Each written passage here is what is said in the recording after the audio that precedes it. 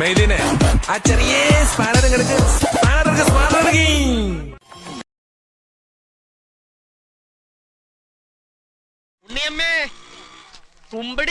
ഞാൻ ഈ പൈങ്കിളി ട്രാക്ക് ഒന്ന് മാറ്റി പിടിച്ചാലോ എന്ന് ആലോചിക്കായിരുന്നു.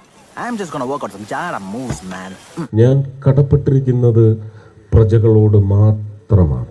ബുദ്ധിയില്ല, പക്ഷെ വിവരമില്ല, അതിന്റെ യാതൊരു അഹങ്കാരവും ഇല്ല. എടാ നമ്മുടെ തമ്പ്രാൻ വന്നിരിക്കുന്നു. തലയെക്കെട്ടഴിച്ച് അരയെക്കെട്ടാ. യോ എന്റെ ദൈവേ, തമ്പ്രാൻ അകത്തോട്ട് കേറിയിരിക്ക്. വ്യക്തമാണ് ആ പ്രജകൾക്ക്. തൃശ്ശൂർ ഇപ്പൊ വല്ല രാജഭരണത്തിന്റെയും കീഴിലാണോ? എന്തൊക്കെ രാജാ പാർട്ടി വേഷങ്ങൾ കണ്ടാലാ നമ്മളുടെ ഒരു ദിവസം തീരുക. ഒരു റീ എൻട്രിക്ക് ശ്രമിക്കുമ്പോ ആരംഭത്തിൽ അപമാനം. തനിക്കൊരു വിചാരമുണ്ട് താ ഏതോ കോപ്പിലെ വലിയ രാജാവാണ്. താ ഒരു പുല്ലുമല്ല. ഞാൻ ജാതിയുടെയോ മതത്തിന്റെയോ വർണ്ണത്തിന്റെയോ ഗന്ധത്തിന്റെയോ അതിർവരമ്പുകൾ ഞാൻ സൃഷ്ടിച്ചിട്ടില്ല. നീ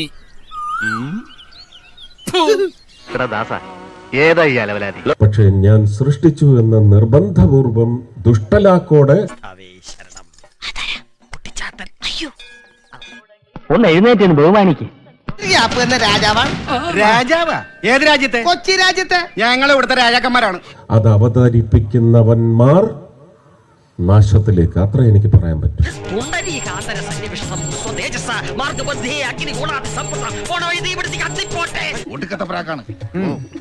ഒരാളും ചെയ്ത, എല്ലാവരും ചെയ്ത പാപത്തിന്റെ 1% പോലും ഞാൻ ചെയ്തിട്ടില്ല.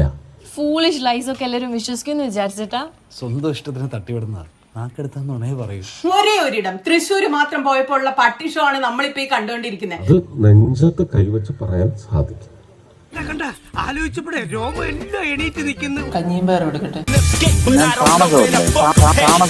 ഇത് പറയുമ്പോൾ എൻ്റെ കണ്ണ് നിറയരുതെന്ന് ഞാൻ നല്ല നിശ്ചയത്തോടെ പിടിച്ച് നിന്നുകൊണ്ടാണ് ഞാൻ പറയുന്നത്. ഞാൻ കോമഡി ഫീൽ ചെയ്യാതിരിക്കാൻ വേണ്ടി തന്നെയാ കട്ട ബാസിൽ സംസാരിക്കുന്നത്. ഇത് പറയുമ്പോൾ എൻ്റെ ഹൃദയം നല്ലതുപോലെ തുടിക്കുന്നുണ്ട്, നല്ലതുപോലെ സങ്കടവുമുണ്ട്. നീ ഇങ്ങനെയൊക്കെ സംസാരിക്കുന്നത് തന്നെയാണ് ഏറ്റവും വലിയ കോമഡി.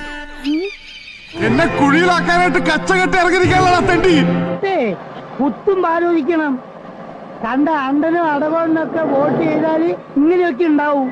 എന്തൊട്ട് മനുഷ്യന്മാരെ ഈശ്വര. സത്യം പറയട്ടെ അണ്ണ, സിനിമയിൽ അഭിനയിക്കുന്നതാണ് അങ്ങേക്ക് പറ്റിയ പണി. ഞങ്ങൾക്കൊക്കെ ഭയങ്കര ഇഷ്ടമാണ് അങ്ങയുടെ സിനിമ. ഈ രാഷ്ട്രീയം നിങ്ങക്ക് പറ്റില്ല, കളഞ്ഞിട്ട് പോണം. ഹേ ഞാൻ പോട്ടെ, പോട്ടടാ.